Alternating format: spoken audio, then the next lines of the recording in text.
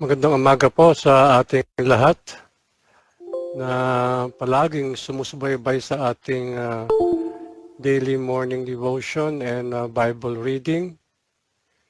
Blessing po sa ating lahat ngayong umaga. Kamusta na po kayo ngayon? Medyo nagbabago na talaga ang ating weather at umuulan na. Naalala ko po pala pag sinasabi sa akin ng auntie ko na pinanganak daw po ako, bumabagyo.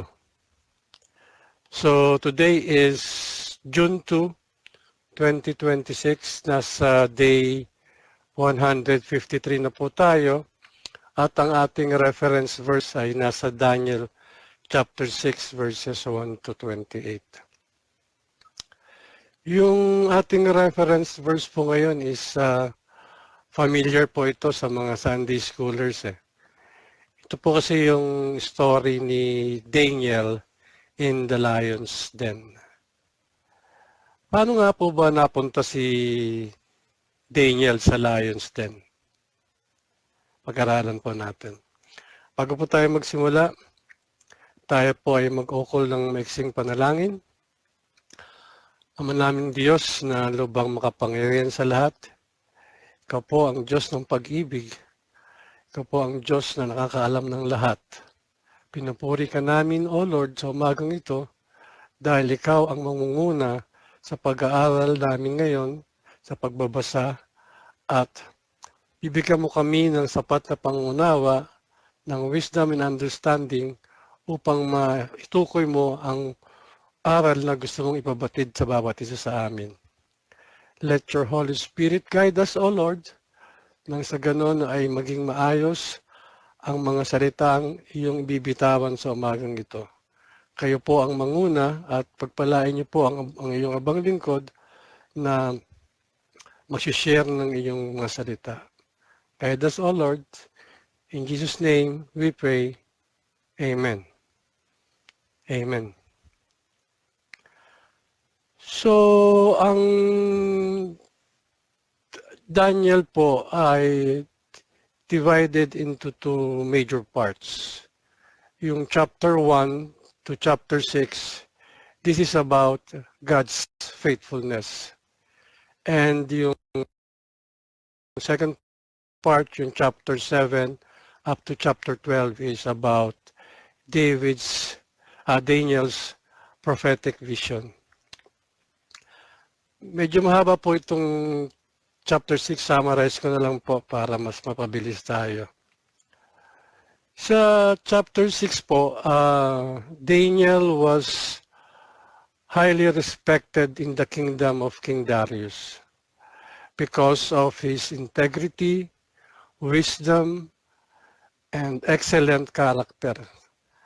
Kaya dahil dito, marami pong mga opisyales na naghahanap ng mga kadahilanan para pabagsakin si Daniel. Since they could not find any fault in his work or character, ang tinarget po nila yung kanyang faith. Nagsama-sama yung mga leaders, administrators, governors, advisors, nagkaisa na kausapin yung hari na maglabas ng kautusan na nagbabawal manalangin sa sino man maliban sa hari lang sa loob ng 30 araw.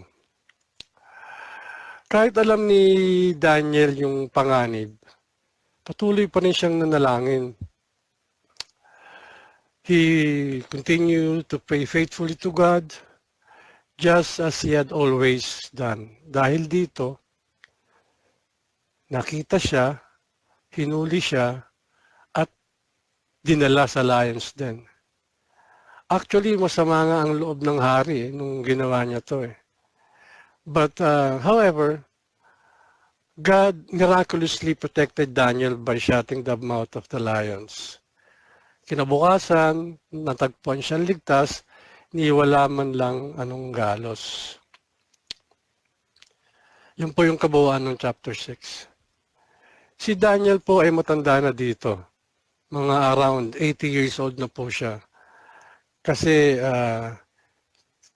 King Darius this time was a 62 years old. And before King Darius, Daniel served kay King Belshazzar at saka kay King Nebuchadnezzar. Throughout his life, Daniel demonstrated unwavering faith, wisdom, integrity, and courage. Ang pag-usapan po natin ngayon araw na itong umaga is, ano ba yung lions den sa buhay natin? Hindi man po ito literal na kulungan ng leon, pero may mga sitwasyon sa buhay natin na parang nakakatakot, nakaka-pressure, at nakakapanghina ng loob. Some face pressure at work. Yung kailangan mong mamili kung susunod ka ba sa tamang prinsipyo o sasabay ka ba sa maling sistema para lang makasabay o ma-promote. Minsan kasi yung pagiging honest at yung faithful sa Diyos may kaakibat na sakripisyo. Others experience family conflicts. May mga pagkakataon na hindi naiintindihan ng pamilya natin yung ating pananampalataya. Minsan yung ating paninindigan o yung mga desisyon, lalo na pagdating sa ating faith. Dahil dito, nagkakaroon ng tensyon, minsan misunderstanding, sakit sa puso, hindi po yung literal yung burden, heavy burden po. Some are facing broken relationship, conflict within the family, betrayal by a friend, misunderstanding in marriage, or strained relationship can leave deep emotional wounds. This situation often become lions that threaten our peace and joy. Many are also carrying financial struggles. Habang tumataas yung gastusin, dumarami yung pangailangan, madali tayong nababahala, madali tayong nagwo-worry. May mga panahon nga na tila wala nang malinaw na sagot kung paano matutugunan yung ating pang-araw-araw na pangangailangan sa pamilya. Some are battling health concerns. Maaaring may personal kang sakit o kaya naman may mahal ka sa buhay na dumadaan sa sakit. Sa tingin natin wala nang lunas. Sa gitna ng uncertainty, maraming pumapasok sa isip natin. Nagtatanong tayo, nasaan ba ang Diyos? Bakit nangyayari ito? In moments like this, our faith is tested as we choose whether to focus on the problem or trust God who remains in control. Others are facing temptation and opportunities to compromise. Kasi ang mundo natin ngayon parang puno ng mga bagay na naglalayo sa atin sa Diyos. Minsan madaling shortcut kaysa sundin mo talaga yung tama. Pero yung tunay na pananampalataya natin, nasusubok yung kung kailangan nating pumili between convenience or obedience. Now, paano natin isasabuhay yung kwento ni Daniel sa gitna ng mga realities na nangyayari sa atin ngayon, yung mga kinakaharap natin? Sasagot po niyan yung Bible. Basahin po natin sa verse 4. Daniel chapter 6 verse 4. At this, The administrators and the satraps tried to find grounds for charges against Daniel in his conduct of government affairs, but they were unable to do so. They could find no corruption in him because he was trustworthy and neither corrupt nor negligent. Ang ibig sabihin po nun, do not compromise our integrity. Sa trabaho, sa eskwelahan, o sa negosyo, may mga pagkakataon madaling mandaya eh. Sabay ka sa diskarte ng mundo. Lalo na yung naririnig natin eh. Okay lang yan, basta makalusot ka. O kaya, lahat naman yan, gumagawa na eh. Pwede kang mag-office exams. Pwede kang mag-fake ng reports. O kaya, lutuin mo yung mga numbers para maging maayos. Nakakompromise yung ating mga values para lang mapabilis yung success. Sa simula, parang worth it kasi may immediate results eh. But the truth is, what is gained through compromise is always unstable and temporary. God does not measure success the way the world sees. The world may reward shortcuts, but God honors character. Ibig sabihin, ang tunay na promotion, blessings at favor, hindi galing sa panlalamang yan eh, kundi sa pagiging tapat kahit mahirap. So, when pressure comes, pause and think. Will this still honor God? If the answer is no, huwag mo lang gawin. If it costs you something, stop it. Don't do it. Because in God's kingdom, what you lose in compromise is never worth what you gain in obedience. Patuloy po natin sa verse 10. Nang malaman ni Daniel na nilagdaan na ang hari ang gayong kautusan, umuwi siya. Lumuhod siya't nanalangin at nagpasalamat sa kanyang Diyos sa isang silid sa itaas ng kanyang tirahan, sa may bukas na bintanang nakaharap sa Jerusalem. 3 beses niyang ginagawa ito sa maghapon, gaya ng kanyang nakaugalian. So we have to develop an excellent spirit in secret. Daniel's public victory in the lion's den was won because of his private discipline in his prayer room. Si Daniel po has a habit of consistently praying. Kahit may utos na bawal na manalangin, he still went to his room, opened his window, and prayed 3 times a day. Ibig sabihin, hindi siya nag-a-adjust, hindi niya ina-adjust yung kanyang faith sa batas ng tao.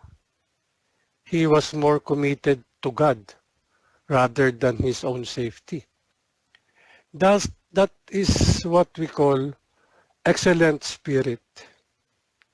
A heart that is trained in secret devotion. Ang secret place po ay hindi lang physical na lugar, but a spiritual discipline. Ito yung oras na ikaw lang ang ng Diyos. Walang distractions, walang audience, walang pressure sa kahit kanino. Dito kasi nabubuo yung strength natin eh. Kasi public strength is always the overflow of private discipline. Kaya kung gusto mong maging matatag sa lions din ng buhay, start building our own altar in secret. Be faithful in prayer kahit wala nakakakita. Be consistent in reading the word kahit walang applause.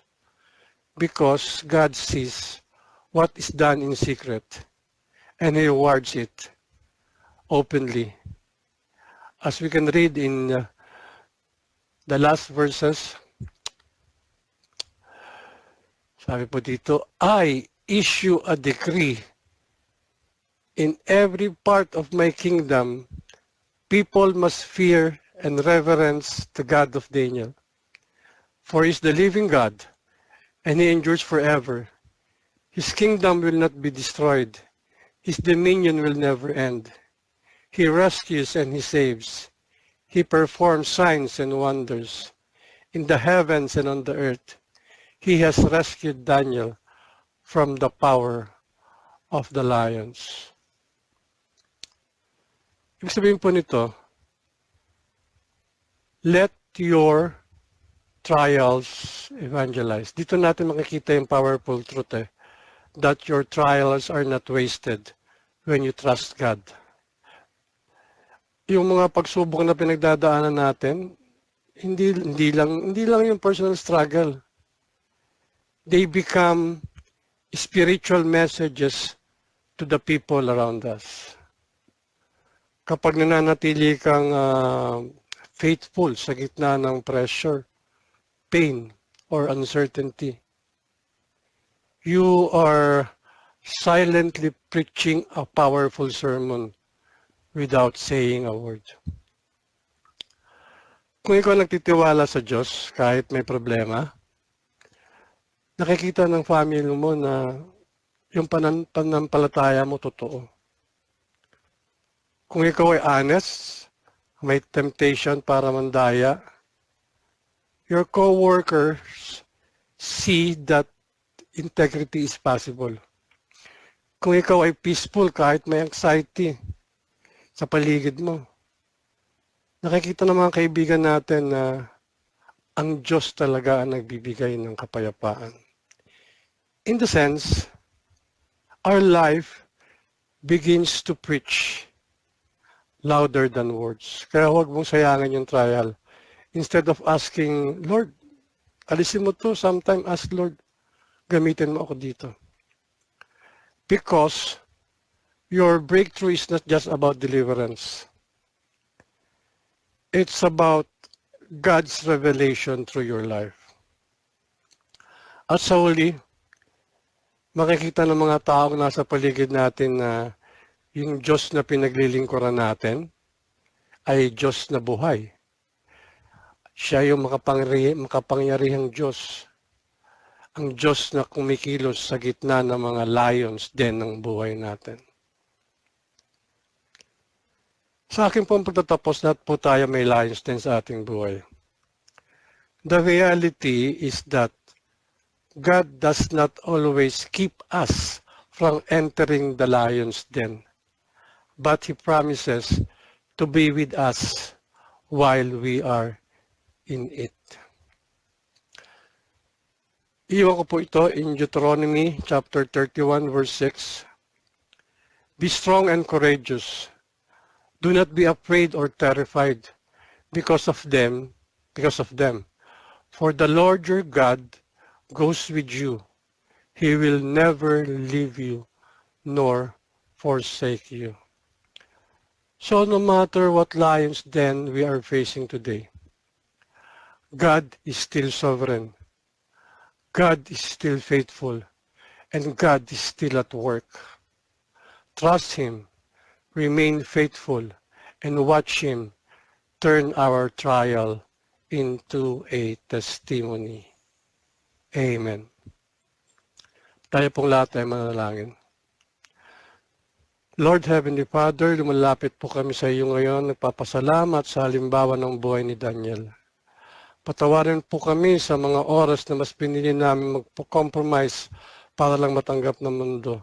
O kapag nadadaig kami ng takot sa mga leon ng buhay, problema, kakulangan.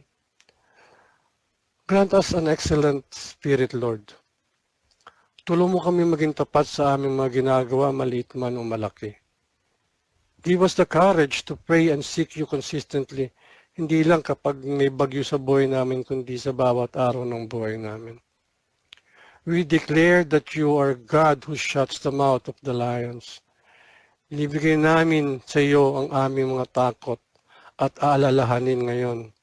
At nagtitiwala kami na kami iyong ililigtas at ipagtatanggol.